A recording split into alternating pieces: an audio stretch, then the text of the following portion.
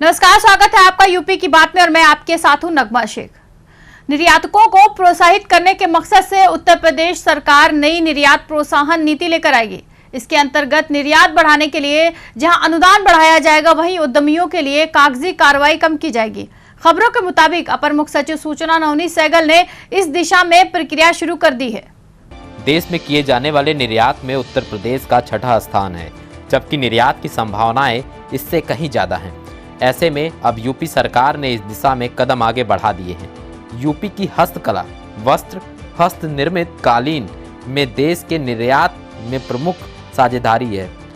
इसके अलावा चमड़ा, चमड़े के सामान, चीनी, इंजीनियरिंग, ऑटोमोबाइल, हार्डवेयर, खेलकूद के सामान, रत्न और आभूषण जैसे क्षेत्रों में यूपी की अच्छी पहचान है।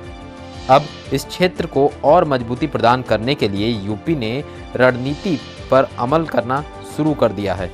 निर्यातकों को प्रोत्साहित करने के लिए यूपी सरकार नई निर्यात प्रोत्साहन नीति लेकर आएगी। इसके अंतर्गत निर्यात बढ़ाने के लिए जहां अनुदान को बढ़ावा दिया जाएगा, वहीं लाल फीताशाही को कम से कम किया जाएगा।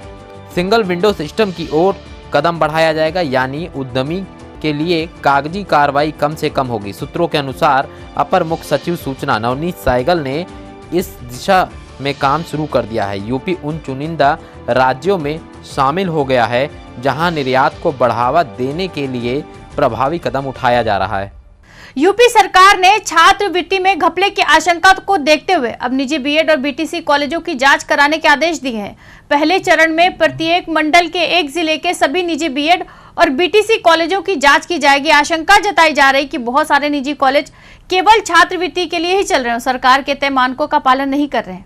छात्रवृत्ति घपले की आशंका को देखते हुए राज्य सरकार ने निजी बीएड और बीटीसी कॉलेजों की जांच कराने के आदेश दिए हैं। पहले चरण में प्रदेश में 18 जिलों में कॉलेजों की जांच के लिए जांच समिति भी गठित कर दी गई है। प्रमुख सचिव समाज कल्याण की तरफ से जारी आदेश में कहा गया है कि हर मंडल के किसी एक जनपद के सभी निजी बीएड और बीटीसी कॉलेजों की जांच कराई जाए।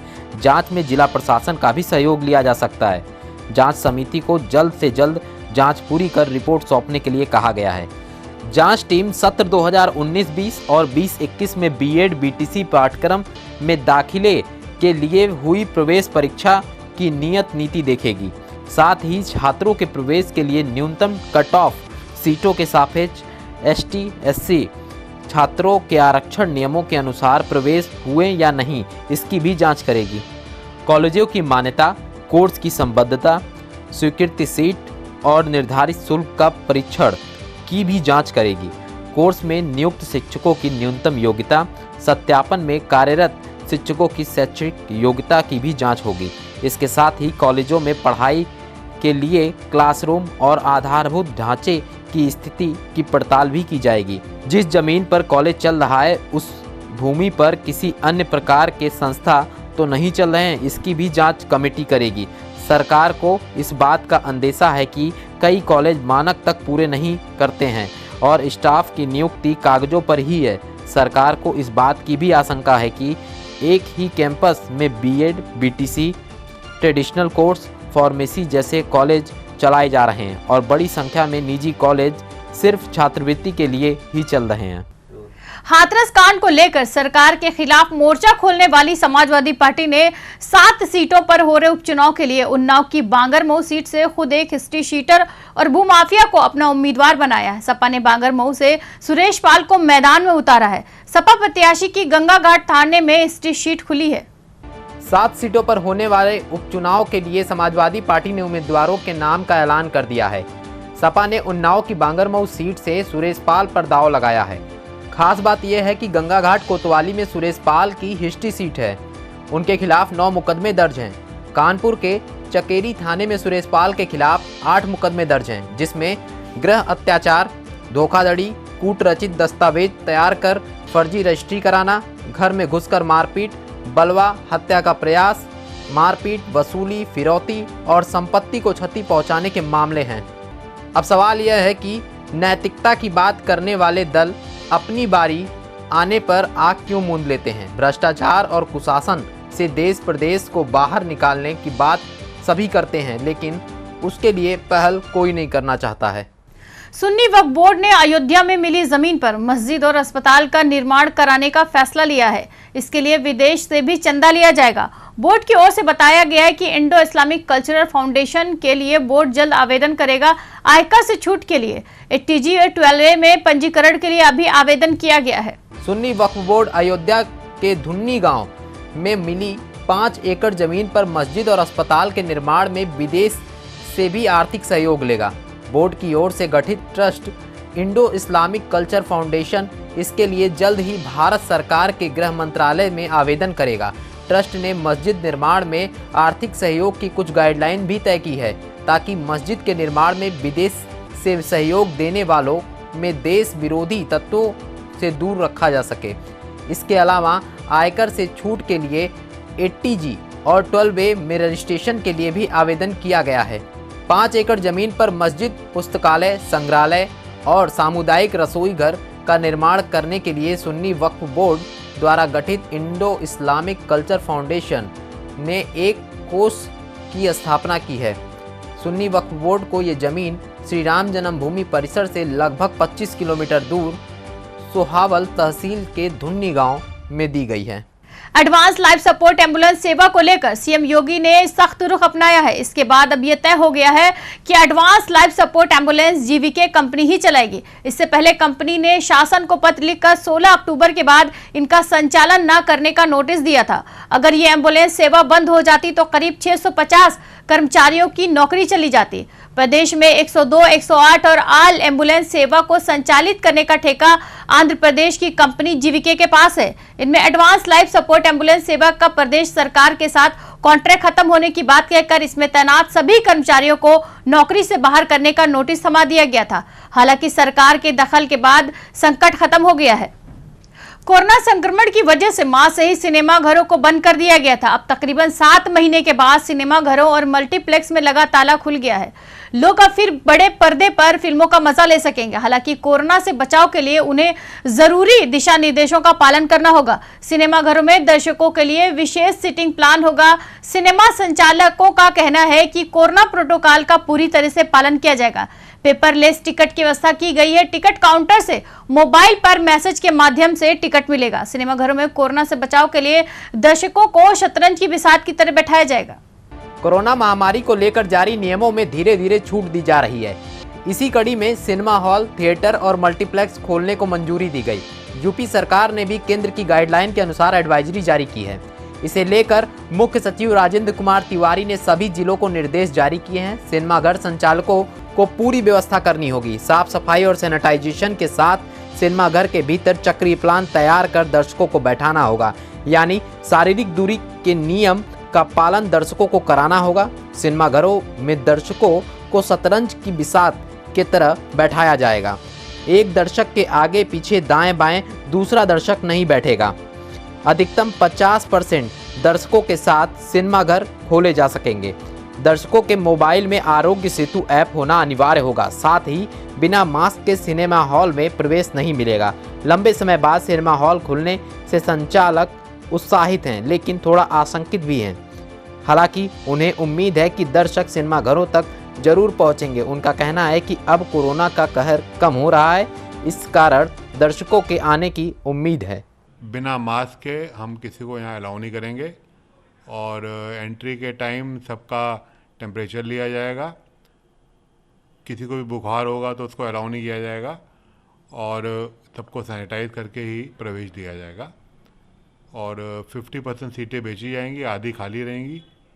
उन पे हम मार्क लगाएंगे कि जो खाली रहेंगी, और आधों पे ही दर्शक बैठेंगे। और हर शो के बाद सिनेमा पूरा सैनिटाइज किया जाएगा और ऑटोमेटिक सैनिटाइज़र लगाए गए हैं। दर्शकों को अपना नाम, पता और मोबाइल नंबर दर्ज कराना होगा। शो शुरू होने से पहले कर्मचारियों की जांच रिपोर्ट जिला प्रशासन को देनी होगी। कोरोना के लक्षण मिलते ही इंटीग्रेटेड कंट्रोल रूम को इसकी तुरंत सूचना देनी होगी।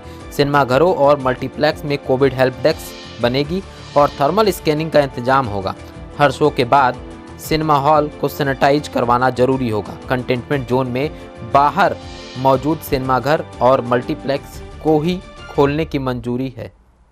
महाराजगंज जिले में वन विभाग की टीम ने पकड़ी रेंज के महाराजगंज फरेंदा मार्ग पर गश्त के दौरान एक पिकअप वाहन को रोककर उसकी जांच की तो उसमें से 2 मृत सियार और एक जिंदा कछुआ बरामद किया गया। वन विभाग को सूचना मिली थी पकड़ी रेंज के जंगल में कुछ लोग जानवरों का शिकार कर रहे हैं। सूचना मिलने के बाद वन विभाग की टीम ने जंगल में इनकी तलाश शुरू की। वन विभाग की टीम ने 4 शिकारियों को भी पकड़ा है। 4 मुलजिम को पकड़ा गया है और उसके साथ एक पिकअप में 2 मृत्यु सियार और एक जिंदा कछुआ मिला है। उन लोगों को जेल भेजने के लिए कार्रवाई हो रहा है। रामपुर में सिपाही पर महिला ने डरा धमकाकर रेप करने का आरोप लगाया है। पीड़ित महिला ने इंसाफ के लिए पुलिस अधीक्षक से गुहार लगाई है। इस मामले पर पुलिस अधीक्षक ने संज्ञान लिया और आरोपी सिपाही के खिलाफ FIR दर्ज की गई है। रामपुर के थाना पटवाई इलाके में खाकी को शर्मसार करने वाला वाकया सामने आया। एक सिपाही पर महिला को डरा धमकाकर उससे रेप का आरोप लगा है। पीड़ित के मुताबिक सिपाही ने उसके साथ तमंचे के बल पर जबरदस्ती दुष्कर्म किया और उसके बाद उसकी अश्लील वीडियो बनाकर उसको ब्लैकमेल करने लगा और यहां तक कहा कि अगर इसके बारे में किसी को बताया तो वो उसके पति को झूठे मुकदमे में फंसा देगा। पीड़ित महिला के मुताबिक किसी तरह हिम्मत जुटाते हुए उसने अपने पति को पूरी दास्तां बताई और फिर पुलिस अधीक्षक से मिलकर थाना पटवाई में आरोपी सिपाही के खिलाफ मामला दर्ज कराया गया। कमरे में मेरे पेट को डरा के मेरी गंदी फोटो खींच ली उन्होंने और मुझे ब्लैकमेल कर रहा कह रहा मैं बोलूंगा ना तेरे पति को, तू जब तक ऐसा करते रहे मेरे साथ। मेरी बीवी साथ बदतमीजी करी और सर देखो इसके काटा सीने पे। अरे नहीं सर, ये सीने पे काटा है, देखो ये देखो सीने पे काटा उसने। ये तमंचा रखने के बाद उसने मेरी बीवी से रेप करता है। 3-6 महीने हो गए से।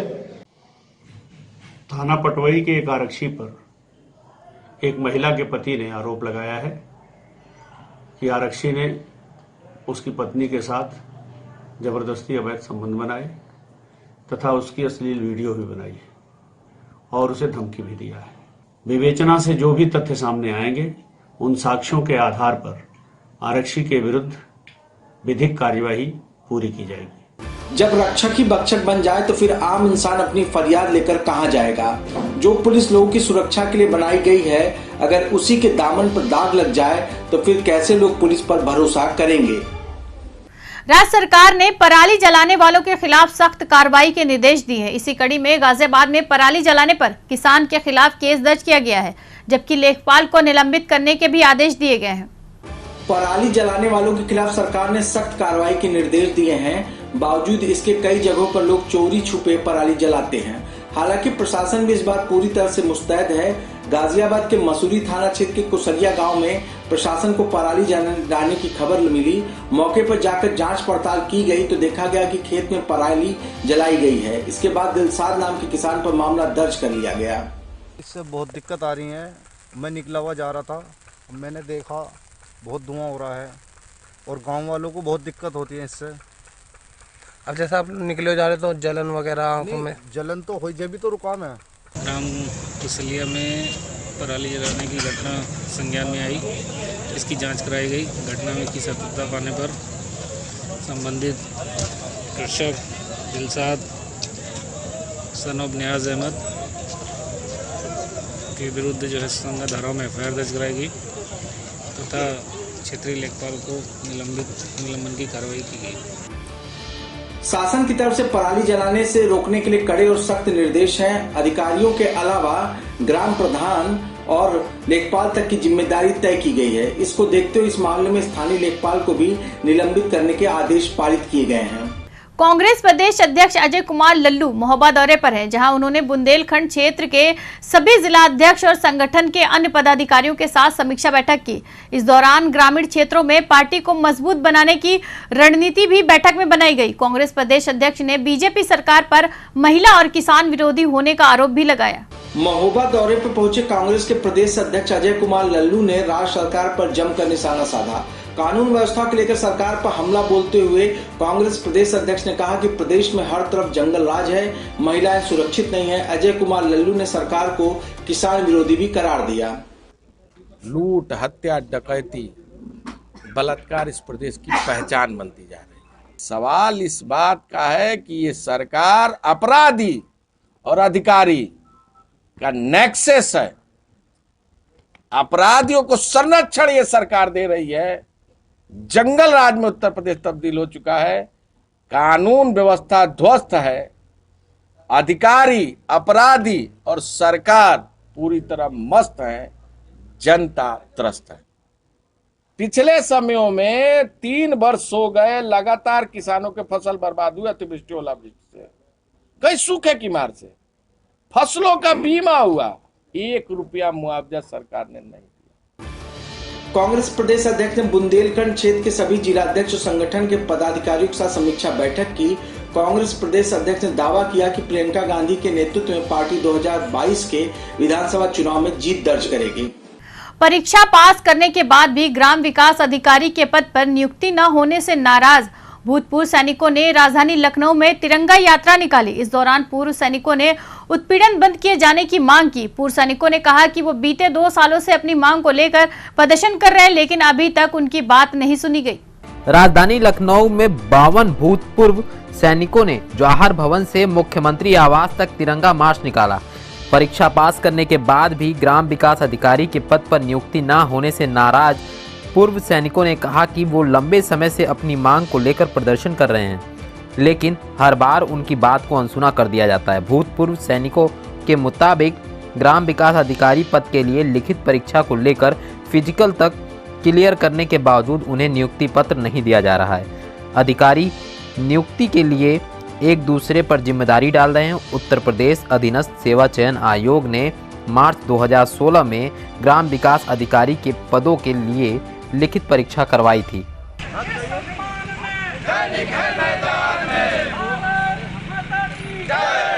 सैनिक सम्मान से नहीं गया। कारगिल युद्ध लड़ा हूँ, कारगिल युद्ध जीत करके आया हूँ, कारगिल योद्धा हूँ।